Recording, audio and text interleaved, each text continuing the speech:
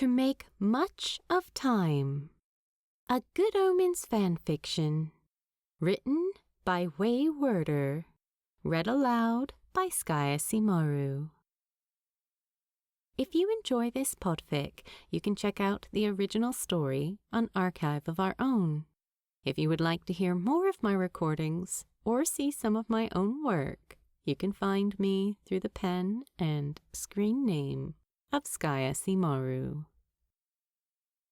To make much of time. Summary. A short AU inspired by Dead Poets Society.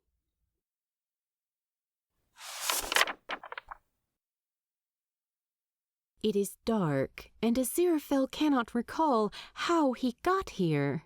It is dark, and it is quiet, but not enough quiet, if that makes any sense. There are things Aziraphale can still hear, which he perhaps would rather not. The muffled whispers past the curtain, the frantic click of heels against the stage as his fellow soon-to-be thespians scurry back and forth, the impossible pounding of his own heart.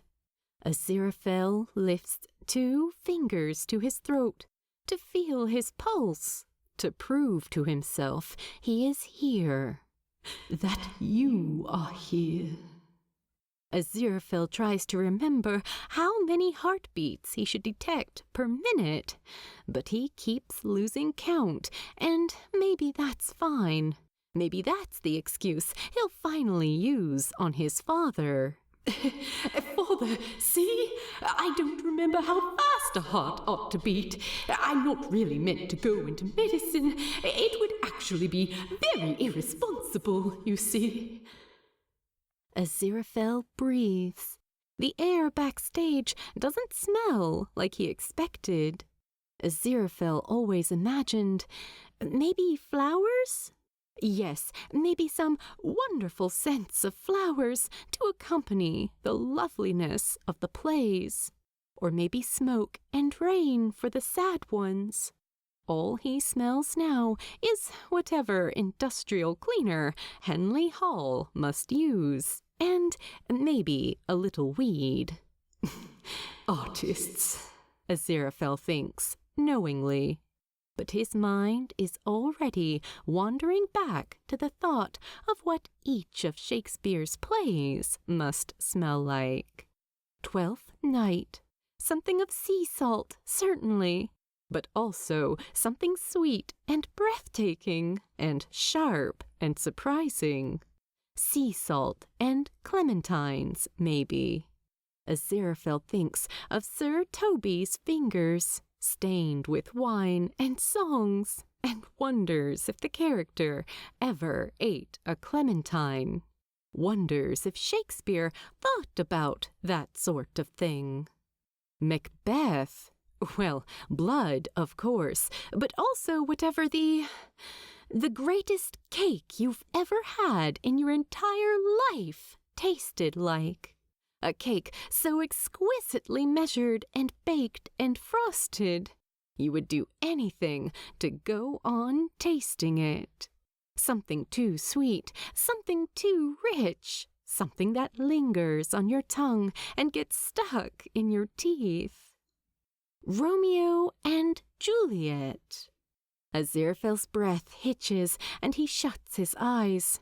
He can't think about Romeo and Juliet right now, or possibly ever again.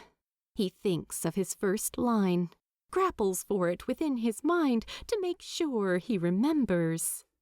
Here, Peter Quince, he murmurs to himself. There, got it. Psst, hey, you ready, Angel? Aziraphale can't recall how he got here. I suppose I must be. Aziraphale smiles at the boy who sidles up next to him. Crowley grins at him, teeth sharp and beautiful. Aziraphale works to keep his face unremarkable as he looks at Crowley. You're playing a bloody wall, after all. Act like it. Don't look so nervous, Crowley says, still all excited smiles. Aziraphale likes it when he smiles. Well, whoever said I was nervous? Aziraphale says back. Angel, Crowley raises an eyebrow. You're shaking like anything. Am I? Aziraphale fights to keep the horror out of his voice. Crowley reaches out and rests a big hand on Aziraphale's shoulder. Squeezes just enough. It's all going to be good, okay? Crowley says, his voice soft and smooth and, oh, maybe treacherous, but maybe it doesn't matter. Okay. Aziraphale doesn't mean to whisper. And they stand there for a moment, backstage, Crowley touching Aziraphale. And it's all right. Of course it's all right. They are friends. And what's a friendly shoulder touch between friends? And moreover, between artists? Aziraphale does his best to stare ahead at the thick, dark curtain, which is fine. He doesn't need to steal a glance at the boy next to him. He's got Crowley memorized. Knows him by heart. He's tall, and honestly, Aziraphale sort of thinks that's a silly thing to notice about a person, unless one needs help getting something off a tricky shelf. But see, Crowley isn't tall and long like other humans are tall and long. No, he's like some magical, liquid, impossible thing. Aziraphale is afraid to touch him, afraid to discover he's been right all along, that Anthony Crowley isn't real, that Crowley isn't there. His hair is red like autumn and bonfires, and the best apples, and never being cold again. His eyes are a light brown, which glitter nearly gold when the sunshine hits them just right. Crowley wears dark glasses as often as the administration at Wilton will let him get away. So not much. But Aziraphale quietly mourns every time his eyes are absent. His costume is something simple and perfect. He wears all black, and it suits him so finely. He wears a crown of thorns and brambles, and he looks appropriately wild and mischievous. "Puck!" he roared as he strode down the halls of the dorm, pounding on doors and shouting his great happiness. "I'm playing Puck!" Aziraphale looked up from his desk, grateful for the distraction from both his Latin assignment as well as the ache building between his eyes. Crowley crashed into their room, waving the casting notice like a madman. "Puck, Angel!" "Well done, Crowley," Aziraphale smiled. "Has your father said it's all right, then?" Crowley's grin faltered. "Well, I mean, no, of course not." Aziraphale frowned, too. He knew how much the play meant to Crowley. He'd talked of little else since the audition notice had gone up. What will you—" "Angel!" Crowley stopped him, voice pleading. "Not yet, all right? Not now. Just let it be okay for another moment." Aziraphale nodded, willing it to be okay for every moment after. "Of course." Crowley flopped back on his stiff, awful dorm bed. Long limbs sprawled everywhere. Aziraphale wondered sometimes whether there was enough space in the room for the both of them, with Crowley's remarkable ability to slither into every nook and cranny available to him. Crowley stayed silent for a long time, and Aziraphale waited as long as he could before getting up and going to sit on the farthest possible edge of Crowley's bed. Crowley's eyes were clamped shut, a worried wrinkle across his forehead. Aziraphale longed to reach out and smooth it, to fix it, to offer a gentler world for this big, autumn-haired boy. He is large. He contains multitudes, Aziraphale thought. The show must go on, after all, Aziraphale offered quietly. Crowley's brilliant eyes blinked open, and his grin slithered back into place. That's the spirit, Angel. The nickname started in English class, as so many good nicknames do. It was Aziraphale's turn to read out loud, and he wanted to die, to combust, to evaporate, to be dragged down to hell. Anything but this. Crowley had whispered from his desk, "Go on, Aziraphale," so surely and so warmly. I dreamt a dream. What can it mean? And Aziraphale got through the Blake and still had breath enough to carry on. And back in their dorm later, Crowley had teased him fondly and called him Angel. And Aziraphale never asked why, and Crowley never offered. And so they sat across from each other on their respective scratchy beds, and passed an apple and a pocket knife back and forth, taking turns at cutting slices. You know, Crowley said, they still need some mechanicals for the play. No one's playing the wall yet. Was there ever a nicer fate than anything uttered on Anthony Crowley's lips? Right, that's how Aziraphale got here. He got here by following the breadcrumbs marked by Crowley, by this magnificent boy who Aziraphale can read now like a long favorite poem, can tell how recently he's spoken with his father, based on the brightness in his eyes, can tell how many new ideas he's had since lunchtime, based on the vibration of his fingertips, can tell how many cheeky questions he's dared to utter aloud around the faculty, based on his wince as he climbs the stairs to mathematics. The air around them tightens as the play's director takes the stage. They can hear him addressing the audience through the heavy curtain. And oh, it's the most permission Aziraphale has ever felt to belong to an impossible pretend fairy world where he can do precisely what he likes. He dares to reach up and touch Crowley's hand atop his shoulder. "Break a leg, Crowley," he whispers.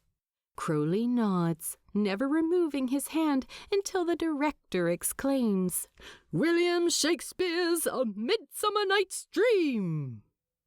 The two boys part, and the curtains rise, and so we find ourselves in Athens.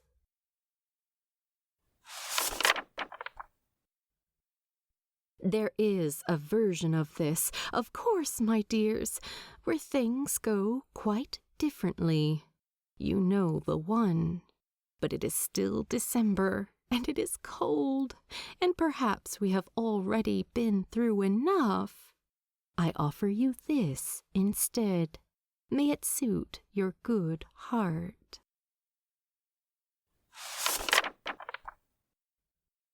"2 hours, give or take an infinity, later.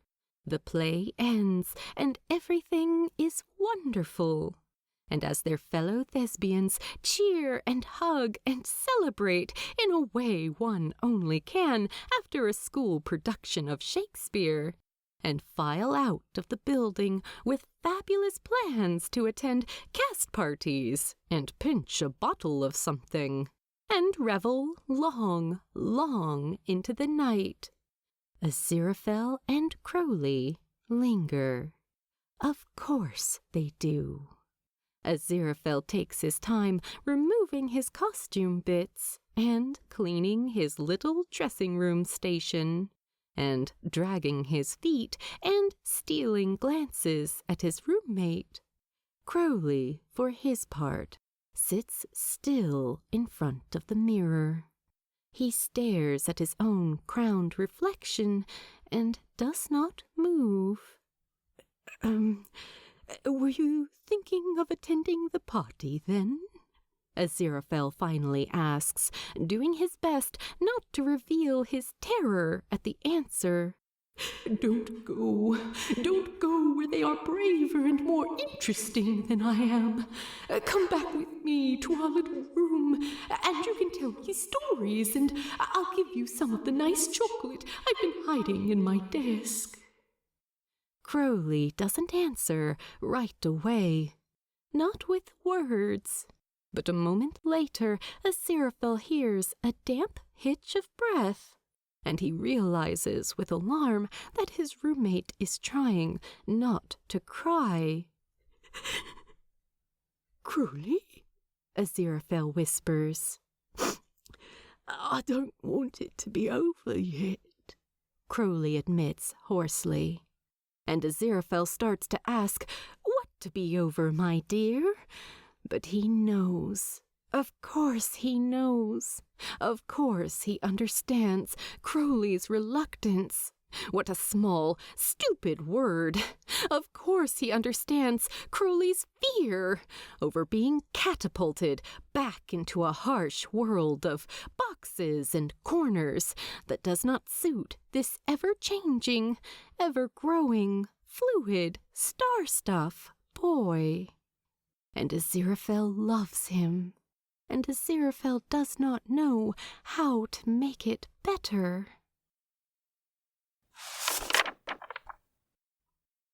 There was a night once. Was it last year or the year before that? Crowley's father had come to visit, and Aziraphale had done his very best not to hear them in the hallway. But Welton walls are thin. When Crowley finally returned to their room, Aziraphale fought the gasp caught in his throat at the rumpled lapels of Crowley's jacket, a suggestion of hands put there not kindly. Aziraphale could not imagine laying a hand to Anthony Crowley in anything but wonder. Let's go off together, Crowley finally said. What? Aziraphale asked, his heart rocketing somewhere south of the Galapagos. Fuck this, Crowley growled. Fuck all of this. We can leave, Angel. I can drive. I learned last summer. I'll give you a lift anywhere you want to go. Anywhere that isn't here, okay? You and me. Aziraphale closed his eyes and pictured a forest. 2 roads diverged in a yellow wood, and upon one road was Aziraphale's family. The expectations of Aziraphale to make of himself a fine young man, of healing and goodness and hiding, forever hiding. Aziraphale's father wasn't like Crowley's father. He didn't raise his voice or hand to Aziraphale in anger. Sometimes it hardly seemed he noticed Aziraphale at all. But that wasn't cruelty, was it? Aziraphale ought to be grateful for what he had been given, ought to lace up his boots and go confidently in the direction of his father's dreams. And upon one road was Crowley, golden and glittering, and behind him the universe. Aziraphale gasped, the beginnings of a panic attack rumbling in his guts.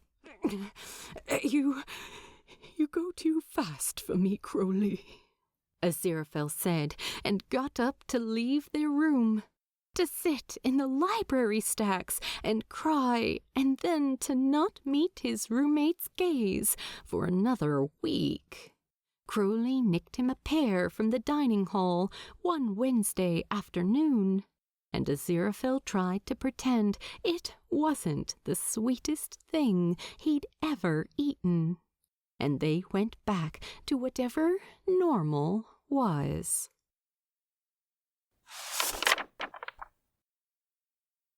That you are here, that life exists, and identity. Aziraphale crosses the makeshift dressing room and goes to his knees beside where Crowley sits. Crowley sniffs and reaches for Aziraphale's hand right away. Aziraphale leans his head into Crowley's side and squeezes the beautiful hand clasped within his. They sit like that for a long time. Carpe diem, Aziraphale suddenly says. Latin practice, Crowley laughs wetly. Now, Angel. Carpe diem, Aziraphale repeats, twisting to look at Crowley's face. Crowley looks down at him, and he isn't a broken thing for Aziraphale to fix. He's hardly even a wounded thing for him to tend. In his costume crown, Crowley is simply the king of Aziraphale's heart, and there's nothing to be done for it. Carpe diem, Aziraphale says more firmly as he gets to his feet, tugging Crowley up with him. Crowley isn't crying anymore. He stares at Aziraphale with curiosity, and something which Aziraphale dearly hopes is, well, hope. They stand together, face to face, and Aziraphale reaches for Crowley's other hand, and Aziraphale smiles because there's nothing to be done for it. Seize the day, Aziraphale translates, before he goes up on his toes to kiss Crowley.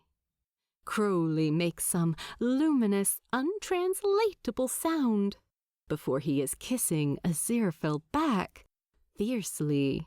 He wrenches his hands from Aziraphale's to bring them up to cup the shorter boy's face, to draw him closer. Romeo and Juliet, Aziraphale thinks madly. Smells like kissing Anthony Crowley. Campfires and infinity. It won't ever be over, Aziraphale promises in panting breaths when they finally break apart. Crowley, I won't let it be over. Crowley nods, for once the silent one.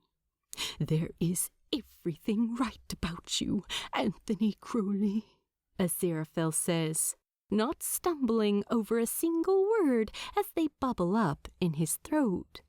You are the nicest lined notebook paper, and you are the orchestra tuning up, and you are Shakespeare's finest drafts, and I love you very much, is the thing. Crowley smiles, wide and open and toothy and radiant. I love you too, Aziraphale. Aziraphale nods. Well, of course you do. Their hands find each other again, and there is no great plan, not yet. No strategy or logistics worth considering. There is just this: two boys in love and defiant. the gentlest sort of rebellion, crowns of red and white, kings of an imaginary kingdom worth making real.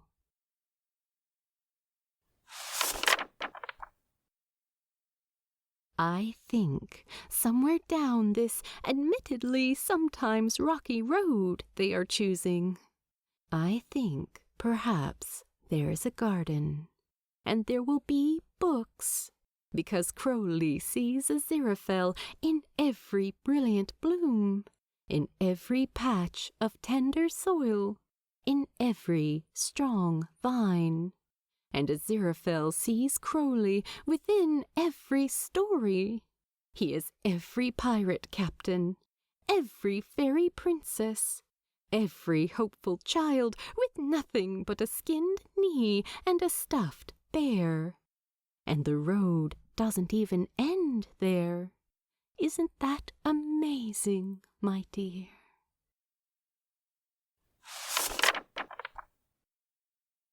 The play is over, and the story is only beginning. Crowley tucks his thorn crown under his arm, and Aziraphale reaches up to brush an errant twig out of his hair, and Crowley laughs and kisses him again, and Aziraphale laughs too. And, hand in hand, they walk out of the creaky auditorium and into the world.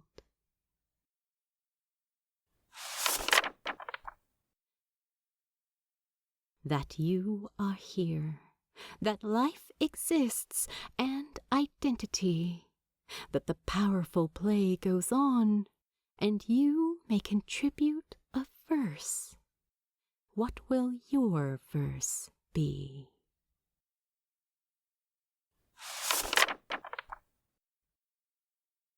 The end. Thank you for reading. Please drop by the archive and let the author know what you thought of their work.